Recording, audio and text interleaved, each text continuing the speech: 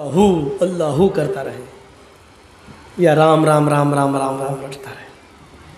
उससे पूछो ये यहाँ क्या कर रहे हो, चुप, अल्लाह को याद, अल्लाहू अल्लाहू, इतनी लंबी माला ले ली, अल्लाहू अल्लाहू अल्लाहू।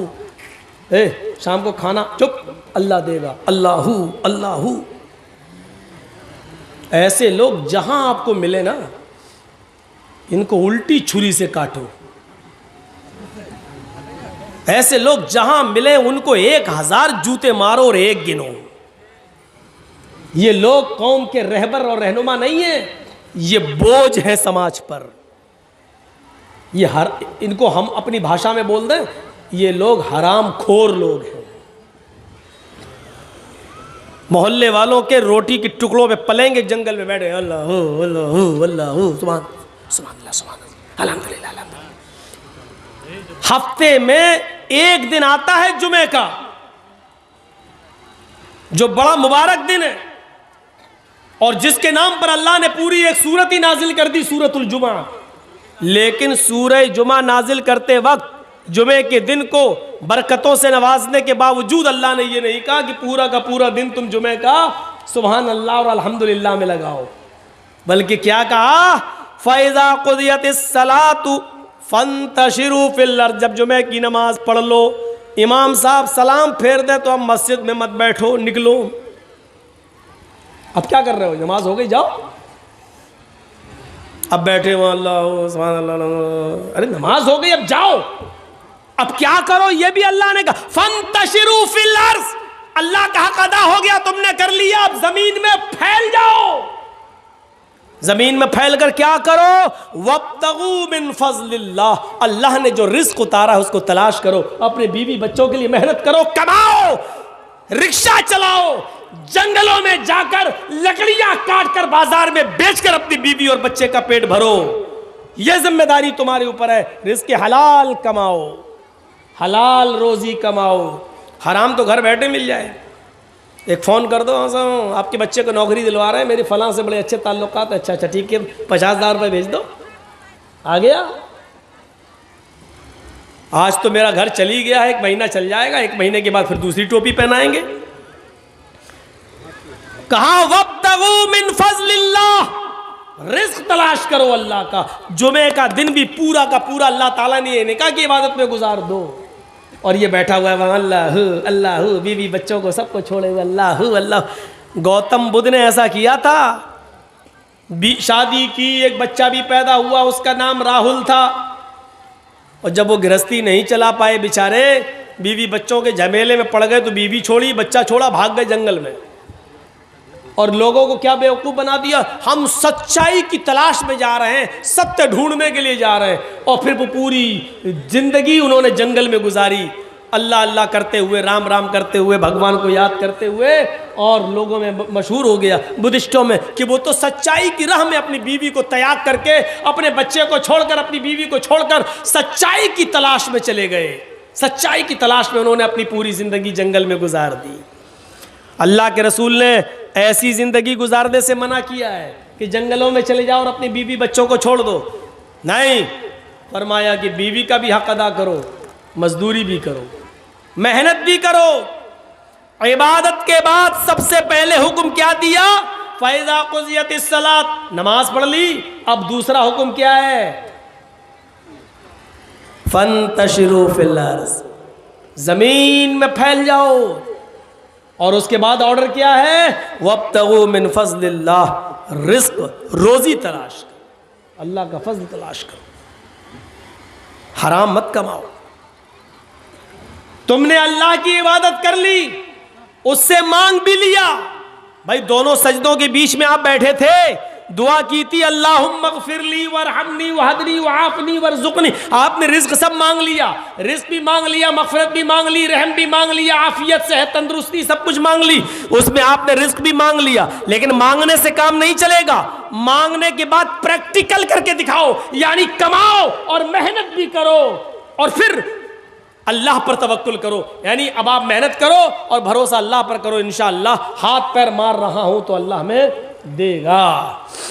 दोनों चीज़ें, ये नहीं कि हमने मांग तो लिया नमाज में, वरज़ुक़नी, अल्लाह में रिज़्क़ दे, अब बैठ गए, अल्लाह देगा, अल्लाह देगा, बैठ गए। क्यों? हमें मांगा तो है भी नमाज के बाद, अल्लाह से मांगा, अल्लाह देगा, अल्लाह देगा। ऐसे तो अल्लाह ने इब्राहीम अलैहिस्सलातु वस्सलाम की बीवी हाजरा के बेटे इस्माइल के लिए भी जमजम का चश्मा जारी नहीं किया। हाजरा देख रही है मेरे बेटे के होंठ सूख चुके हैं और इब्राहिम मुझे अल्लाह के भरोसे पर छोड़कर चले गए, लेकिन अल्लाह ऐसे तो नहीं देगा कि हम हाथ पे हाथ धरे बैठे रहें। कुरान पढ़िए, हदीस पढ़िए। हाजरा अपने बच्चे के पानी के लिए दौड़ती है, पहले भागती हुई जाती है, सफा पहाड़ी के ऊपर चढ़ जाती है, दौड़ती हुई जाती है, सफा पहाड़ी के ऊपर चढ़ जाती है और सफा से झांक कर देखती है कि देखे कोई कबीला रहता हो नीचे, अगर कोई गांव है, बाशिंदे हैं, कोई रहाइश है किसी की, तो मैं नीचे चली जाऊं और अपने बच्चे के लिए थोड़ा सा पानी ले आऊं। लेकिन झांक कर देखती है बियाबान जंगल है, चलो वो एक और पहाड़ी है, उस पहाड़ी पर चलती हूँ, शायद उसके नीचे कोई बस्ती रहती हो। सफा से दौड़ती हो, मरवा की तरफ भागती हैं, कभी आहिस्ता चलती हैं, कभी तेज चलती हैं। मरवा पहाड़ी पर पहुंच जाती हैं, वहां से झांक कर देखती हैं, उधर भी कोई कबीला नहीं, कोई गांव नहीं, कोई बस्ती नहीं। सफा से मरवा, मरवा से सफा, सफा से मरवा, मरवा से सफा, सफा से मरवा, मरवा से सफा, फिर सफा से मरवा 7 चक्कर लगाती हैं और 7 चक्कर लगाने के बाद थक गई, आ गई अपने बेटे के पास का, अल्लाह मेरे शौहर इब्राहिम मुझे और इस बच्चे को तेरे हिफ्ज़ व अमान में छोड़ के गए, तेरे भरोसे पर छोड़ कर गए, और मैं एक औरत हूं, जितना दौड़ना था मैंने दौड़ ली, जितनी मेहनत करना थी मैंने कर ली अपने बच्चे के पानी के लिए। एक औरत साथ अपने मासूम और दूध पीते बच्चे को छोड़ कर कहां जा सकती है? अय अल्लाह मेरे बेटे के लिए पानी का इंतजाम कर दे। दिल से जो आह निकलती है वो असर रखती है, पर नहीं ताकत परवाज मगर रखती है। हाजरा की आवाज दिल से निकली थी, नजरें आसमान से नीचे की, क्या देखती है कि मेरा बेटा इस्माइल जिस जगह पर एड़ियां रगड़ रहा है, अल्लाह ने जिब्रील को हुक्म दिया अपना वहीं पर मारो। जिब्रील ने वहीं पर अपना पर मारा और वहीं से पानी का चश्मा जारी हो गया, जम पानी का चश्मा जारी हो गया। हाजरा ने पानी को बहते हुए देखा तो उसकी मुडेर बांधने लगी, ये बह न जाए, पानी कहीं खत्म ना हो जाए। वो बेचारी मुडेर बांधने लगी, मिट्टी से खड़ा कर करके उसकी मुडेर बांधने लगी। अल्लाह के नबी ने फरमाया, अल्लाह हाजरा पर रहम फरमाए, अगर हाजरा ने उस पानी को घेरा ना होता, उस पानी को घेरा ना होता तो अल्लाह ताला उस पानी को सारी दुनिया में पहुंचा देता, और जब सारी दुनिया में पहुंच जाता तो कदर ख़त्म हो जाती। जो चीज़ आसानी से मिल जाए तो उसकी कदर ख़त्म हो जाती है। आज गंगा जल की कोई कदर नहीं है, आदमी ले तो लेता लेकिन जल्दी पीना नहीं चाहता, क्योंकि वो जानता कि गंगा में कितने लोग क्या क्या करते हैं, वो जानता है, लेकिन अकीदा है इसलिए ले आता है, बेचारा भर कर ले आता है। लेकिन आज उस गंगा की कोई कदर नहीं है, बस गंगा माँ है दर्जे में, लेकिन कदर क्या, उसी में लोग लैट्रिन कर रहे हैं, उसी में पेशाब कर रहे हैं, उसी में डुबकी लगा रहे हैं, उसी में नहा रहे हैं, सब कुछ कर रहे हैं, और फिर वही पानी पी भी रहे हैं, तो कदर ख़त्म हो जाती है। हाजरा बार बार पानी को रोक रही हैं और अपनी अबरानी ज़बान में बोलती जा रही हैं, जम जम जम जम, यानी रुक रुक, अरे ठहर, कहाँ जा रहा है, रुक रुक, ठहर ठहर। उस पानी का नाम ही पड़ गया जमजम। उन्होंने बोला था जम जम, रुक रुक रुक, अरे ये तो रुक, कहती जा रही हैं। उस पानी का नाम अल्लाह के रसूल ने भी उसको बदला नहीं, वही रहने दिया जो हाजरा की ज़बान से निकला था। बताने का मकसद ये है कि हाथ पे हाथ धरे हुए वो भी नहीं बैठी रही, अल्लाह पे भरोसा मेरे बेटे को पानी मिल जाएगा, दौड़ना उनको भी पड़ा। हाजरा दौड़ रही हैं, इब्राहिम अलैहिस्सलाम अपनी बीवी और बच्चे को अल्लाह पर भरोसा करके छोड़ गए और दावत तौहीद के लिए निकल गए, निकलना उनको भी पड़ा। हम लोग इतने बड़े मजबूत आदमी हैं कि एक जगह बैठ जाएं, अल्लाह अल्लाह अल्लाह अल्लाह करते रहे, हमें तो आसमान से मिलेगा। इसीलिए मैंने कहा कि ये जहाँ मिले समझ लो यह सबसे बड़ा हराम खोर है, ये बोझ है पूरे समाज के ऊपर, सोसाइटी के ऊपर ये आदमी बोझ है। मेहनत करना सीखो, मेहनत। तो बात थोड़ी सी आगे, आसिना साधु तो मनम, वो साधुओं की तरह रहेगा। साधु उसको नहीं कहते हैं, साधु उसको कहते हैं कि जिसके पास सब कुछ हो, बहुत कुछ हो, लेकिन उसने अपने ऊपर खर्च ना किया हो, सब गरीबों और मिस्किनों पर लुटा दिया हो, इसको क्या बोलते हैं? साधु। और अल्लाह के रसूल इस तारीफ पर फिर बैठते थे। सब कुछ था, अल्लाह के रसूल गरीब थे? नहीं। जो कहता है अल्लाह के नबी गरीब थे वो कभी कभी ज़्यादा ही गुलू कर जाता है। अच्छा, आप कितने जानवरों की कुर्बानी कर लेंगे? मुश्किल से 1 बकरा, 2 बकरा, बहुत हुआ 3, या बड़े जानवर में आप हिस्सा डाल लेते हैं। 3-4 जानवरों से बड़ा अमीर आदमी भी 2-3-4 जानवरों से ज़्यादा कुर्बानी नहीं कर पाता है।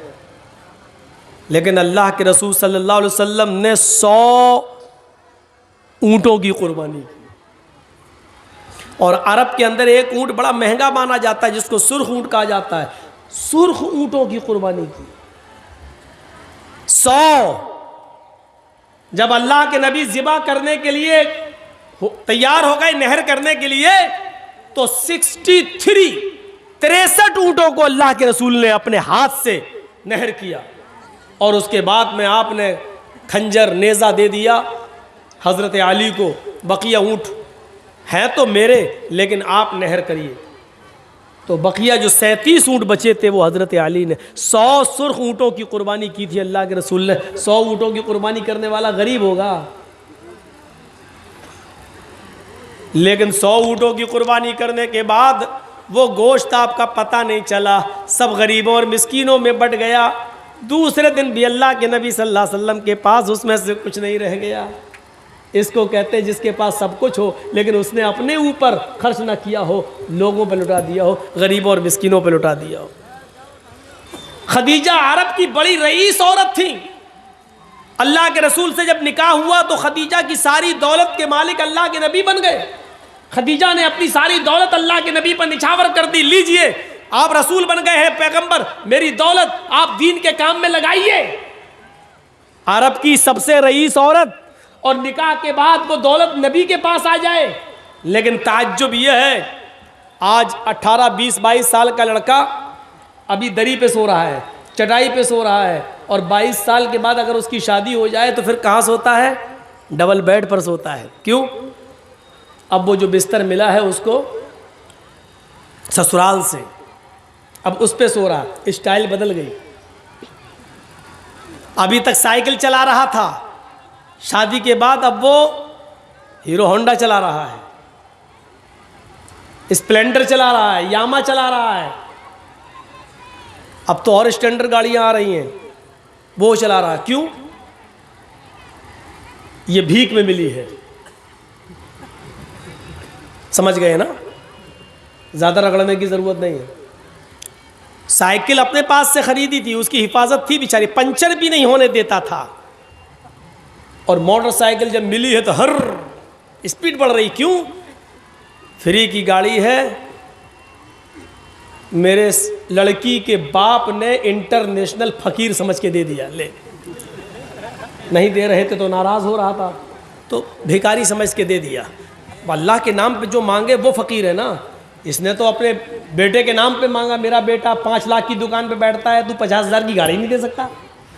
तो अब आप सोचो, जो बेटे के नाम पे मांगे वो बड़ा फ़कीर है या जो अल्लाह के नाम पे मांगे वो बड़ा फ़कीर है? फैसला खुद ही कर लो। अल्लाह के नाम पे मांगता उसको आप 10-5 रुपये देते हो, बेटे के नाम पे पूरी 50,000 की गाड़ी दे देते हो। चल रहा,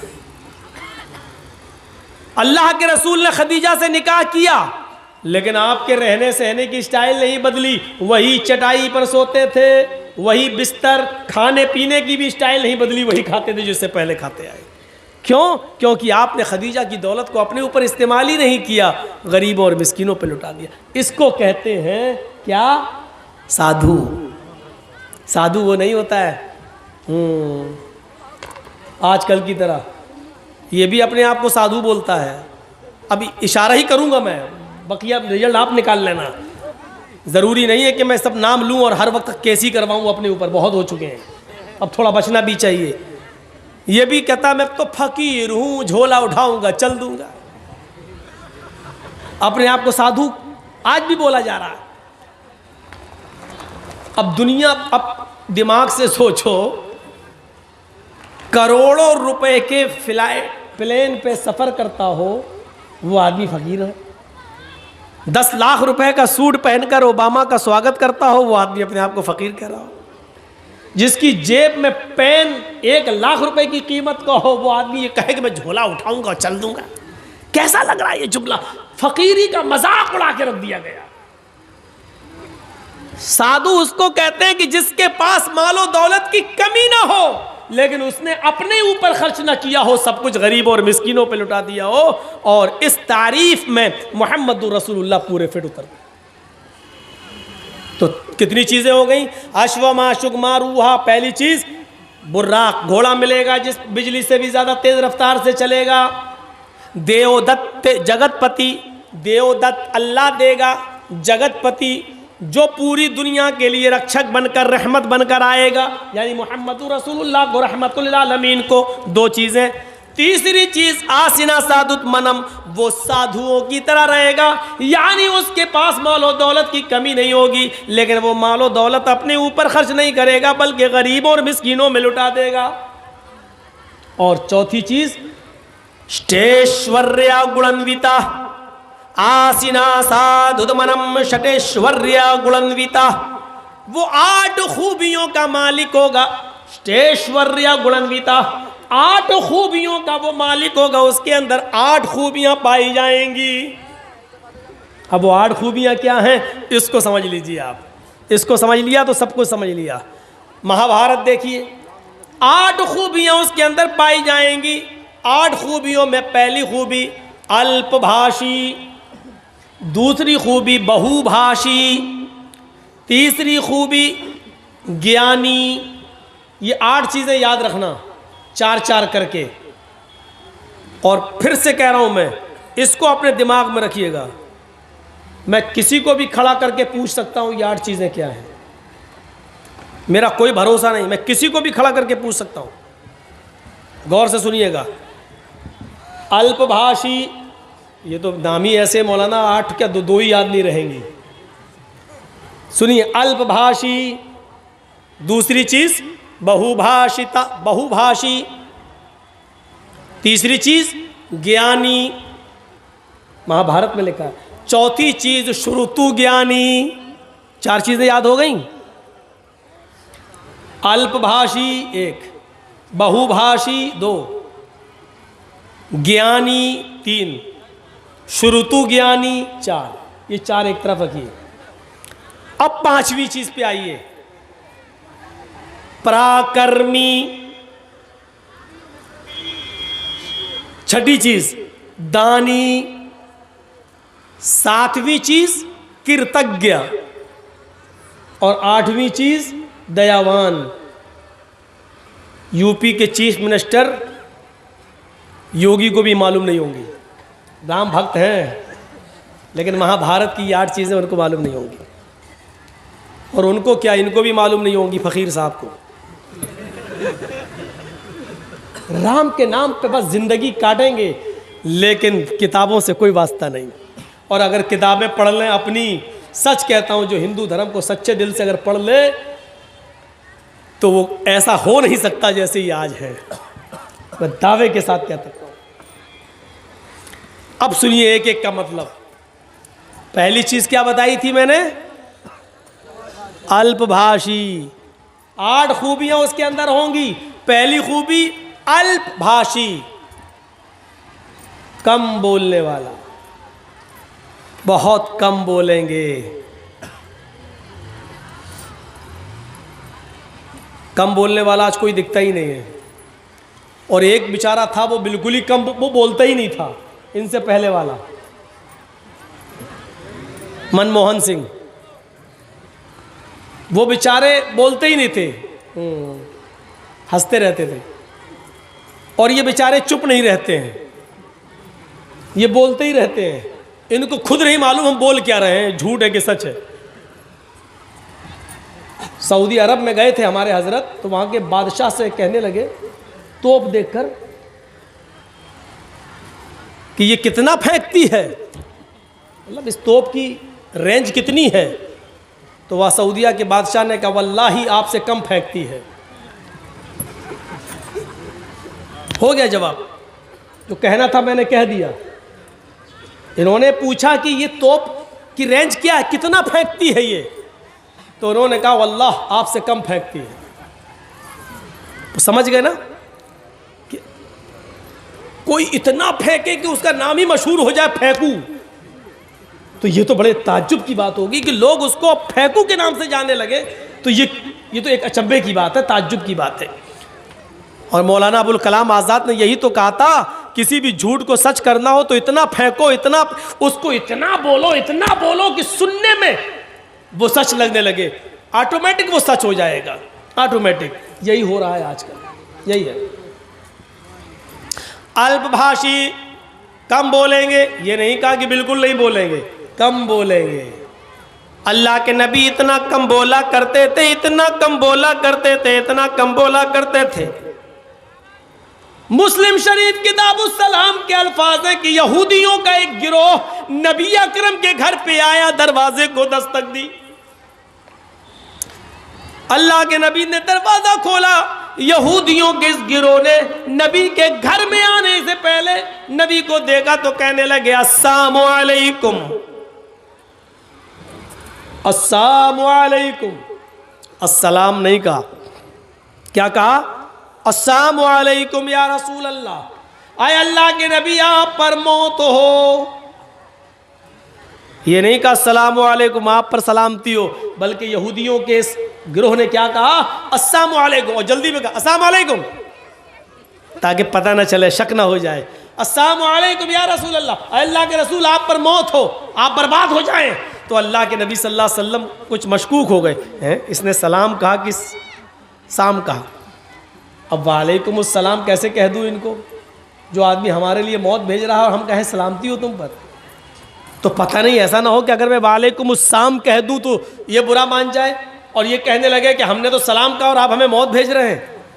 तो अल्लाह के रसूल ने बहुत मुख्तसर जवाब दिया, वालेकुम, न सलाम कहा न साम कहा। क्या कहा आपने? वालेकुम, जो तुमने मुझ पर भेजा हो तुम पर हो गया काम, बात ही खत्म होगी। इतना कम बोलते थे अल्लाह के रसूल, और इसी तालीम का नतीजा था कि अल्लाह के रसूल ने यह फरमाया था कि अपने ऊपर इस जबान को रोको। अल्लाह की कसम, इस जबान की वजह से बहुत से लोग जहन्नम में चले जाते हैं और बहुत से लोग जन्नत के मुस्तहिक हो जाते हैं। और इसी जबान की वजह से अल्लाह के नबी ने फरमाया इन्नी उरीदु कुन्ना अक्सर अहलिन नार, आए औरतों की जमात तसद्दक़ना या माशरन निसा, आए औरतों तुम ज्यादा से ज्यादा सदका करो, आए औरतों तुम ज्यादा से ज्यादा खैरात करो, क्योंकि मैंने तुम्हें जहन्नम के अंदर सबसे ज्यादा जलते हुए देखा। कुल्ला व बिमा या रसूल अल्लाह, सहाबियात सवाल कर रहे हैं अल्लाह के रसूल, हम जहन्नम में सबसे ज्यादा औरतें होंगी? हाँ, क्यों? वजह तो बता दीजिए ताकि वो चीज़ हम यहाँ से ख़त्म करें। तो अल्लाह के रसूल ने फरमाया तुकसिरनल लान व तकफुरनल आशीर, तुम्हारी जहन्नम में जाने की दो वजह ज़्यादा हैं। क्या क्या? तुकसिरनल लान, तुम लान तान ज़्यादा करती हो, बदतमीज़ी ज़्यादा करती हो, ज़बान से उल्टे सीधे जुमले ज़्यादा बोलती हो। दो चार औरतें जहाँ बैठी हों, आप क्या समझते हैं जलसे में सब खामोश बैठी होंगी? मुआयना करके देखिए, मेरी तकरीर समझ में नहीं आ रही होगी, कहेंगी तो बंगला मौलवी थोड़ी, ये तो उर्दू वाला है। तेरी चप्पल कितने की? अच्छा ये कहाँ से लाई, कौन सी दुकान से लाई? ये सूट कितने का, ये साड़ी कितने की? आज तो उनकी ईद हो गई, जलसा होता है तो ईद का दिन होता है औरतों के लिए। चार औरतें कहीं बैठ जाएं वो चुप नहीं रह सकती, इतनी सारी कैसे चुप रहेंगी? मछलियां पक रही होंगी, अच्छा है कि दूर इंतज़ाम किया जो यहाँ तक आवाज़ नहीं आ रही, वरना बहुत सी जगह तो बिल्कुल करीब में कर देते हैं। तो जर्जी साहब भी डिस्टर्ब होते रहते हैं, इनकी सुने कि अपनी सुनाए। किसी बादशाह ने कहा था ना कि जो सबसे बड़ा झूठ बोलेगा उसको सबसे बड़ा इनाम देंगे। तो झूठों की कमी तो थी नहीं, एक आया झूठ बोला ना हक, कोई बड़ा नहीं। हमारे साहब अगर उस ज़माने में होते तो सबसे बड़ा अवार्ड इन्हीं को मिलता। तो तुम वाकई तुम ही इस अवार्ड के लायक हो। बड़े बड़े झूठे आए, फेल कर दिया बादशाह ने, नहीं तुम अवार्ड के मुस्तहक नहीं हो। एक और आया, लास्ट में कहने लगा मेरा भी झूठ सुन लो। का क्या? आज मैं रात में सोया, मैंने ख्वाब में देखा कि जहाँ तक मेरी नज़रें जा रही हैं औरतें ही औरतें बैठी हुई हैं। बादशाह कहता भाग, ये कोई झूठ है? अरे ख्वाब में हो सकता है देखा हो, झूठ बताओ। उसने कहा पूरी बात तो सुनो मेरी। का क्या? मैंने ख्वाब में देखा कि जहां तक मेरी नजरें जा रही हैं सारी औरतें ही औरतें बैठी हुई हैं और सब खामोश हैं। बादशाह कहता क्या? का सब खामोश है? कहता हट, ये नहीं हो सकता। तो क्यों? का मेरा तजर्बा है, दो औरतें एक साथ बैठ जाए तो खामोश नहीं रह सकती, तू कह रहा है इतनी औरतें सब खामोश, इससे बड़ा झूठ तो कोई हो ही नहीं सकता। तू सबसे बड़ा अवार्ड के हकदार है। उसको सबसे बड़ा अवार्ड दिया बादशाह ने। तो हमारी माँ बहनें ज़रा संभल के रहें, वरना ऐसी बातें हम बोलते ही रहेंगे और वो समझेंगे मेरी बेइज्जती हो रही है। तो मेरे भाइयों, लान तान अबू बकर सिद्दीक तो ज़बान खींचा करते थे ये, और कभी कभी मिसवाक कान से निकालते थे हज़रत अबू बकर और ऐसे मिसवाक से मारते थे। लोग पूछते ये क्या कर रहे हैं?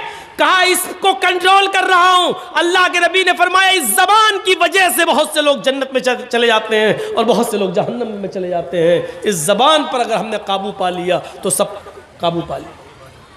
खुद अल्लाह के नबी सल्लल्लाहु अलैहि वसल्लम ने फरमाया तुम दो चीज़ों की जमानत मुझे दे दो, मैं तुम्हें जन्नत की जमानत देता हूँ। कहा वो कौन सी चीज़ है? फरमाया अल फमु वल फर्ज, एक मुंह एक ज़बान की ज़मानत मुझे दे दो कि जो बोलोगे सही बोलोगे और गलत बात इसका इस्तेमाल नहीं करोगे, और दूसरी शर्मगाह यानी जिना नहीं करोगे, और शर्मगाह का जायज़ इस्तेमाल यानी शादी के बाद अपनी बीवी के साथ मिलोगे और किसी की तरफ नहीं देखोगे। तो ये दो चीज़ों की ज़मानत तो मुझे दे दो, मैं तुम्हें जन्नत की ज़मानत देता हूँ। ये अल्लाह के नबी सल्लल्लाहु अलैहि वसल्लम। गौर कर लिया? अल्पभाषी कम बोलने वाले होंगे। कम बोलने की आदत डलवाने के लिए अल्लाह के रसूल ने रमज़ान के महीने में एतिकाफ रख दिया।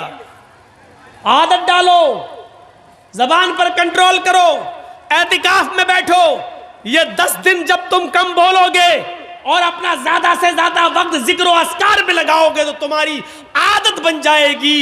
ज़बान का गलत इस्तेमाल करने से तुम रुक जाओगे। ऐसे काम बताए हैं अल्लाह के नबी सल्लल्लाहु अलैहि वसल्लम।